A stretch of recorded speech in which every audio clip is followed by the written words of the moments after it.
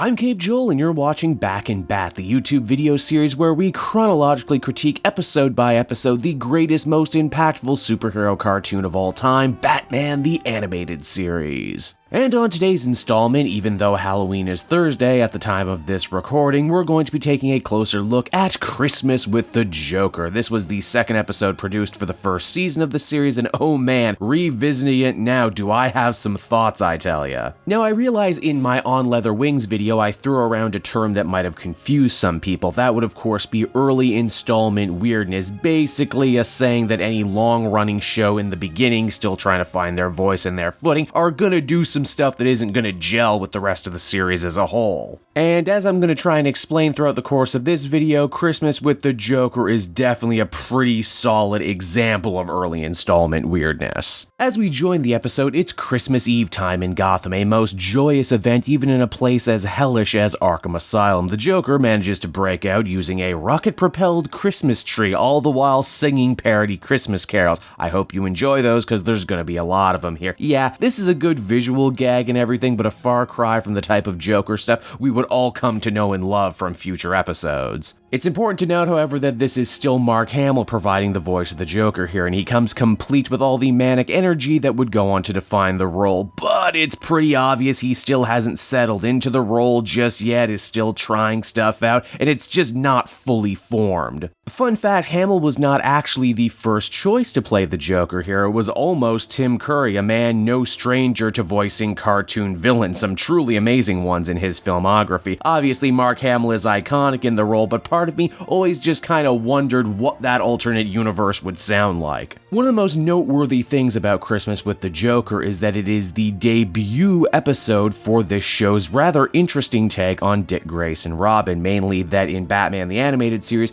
Robin isn't a boy wonder anymore, and he hasn't been for a long time. He's a young man with his own responsibility outside of Batman and crime fighting, who spends most of his time at school and gave the writers the perfect excuse to drop him in and out as the story required. In fact, he doesn't even get his origin episode until much later down the line. Once again, the writers just respect the intelligence of the viewer, that they don't need to spell out every little thing for you, and chances are if you're watching this show, then you already understand the relationship between Batman and Robin. Regrettably though, Robin does get saddled with probably the worst line of the whole episode when he says that they shouldn't be too worried about the escaped Joker because even scum want to spend Christmas with their families, implying that Dick made it this long into his superhero career and still had no idea that the Joker didn't have a family. Like I said, early installment weirdness is all around this one. One of the more interesting ideas this episode has is letting us get to see how a constantly dark and dour individual like Batman would deal with the holidays. Turns out he's never seen the movie It's a Wonderful Life because, get this,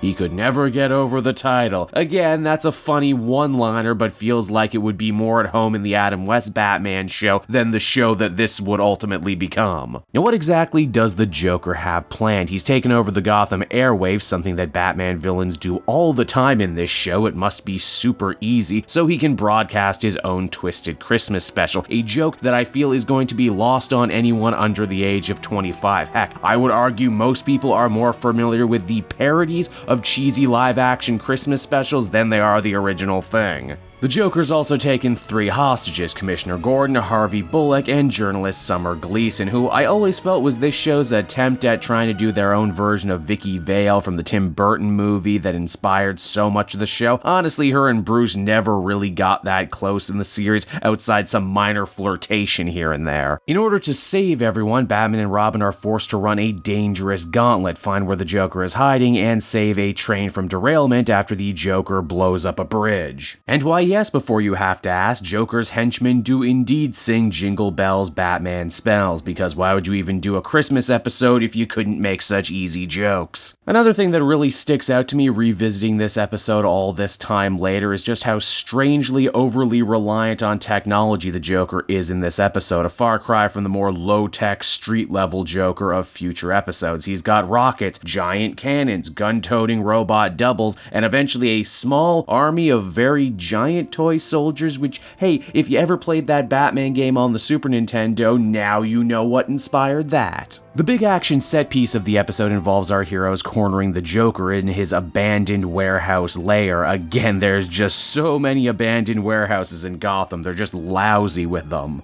I should mention too, in keeping with the Christmas theme, the big fight scene that breaks out is all set to the sounds of the Nutcracker Suite, and I mean, hey, it's public domain, so why not use it when you get the chance, right? We also get to see Batman with a Batman. Don't look at me like that, the episode makes the exact same joke. In the end, with Robin's help, Batman manages to foil the Joker, save the hostages, and even stop his foe from taking another bath in a horribly corrosive substance, why he even gets to finish a wonderful life, admitting that when you're Batman, life might not always be wonderful, but it certainly has its moments. And so that was Christmas with the Joker, and if you couldn't tell, I do not feel this one holds up all these years later. It's clear that the show was still very much forming, and for what it's worth, the writer and director of this one never actually returned for any other future projects, so make of that what you will. My complaints are that the plot is paper thin, all flash, no substance. The Batman at Christmas stuff I feel wouldn't be handled with any actual level of depth until Holiday Nights many years later, for what it's worth. I know a lot of people put this episode on their top 10 worst Batman the Animated Series list, and they talk about how juvenile it is. I'm not going to do that because, well, the show is still very much a show for kids,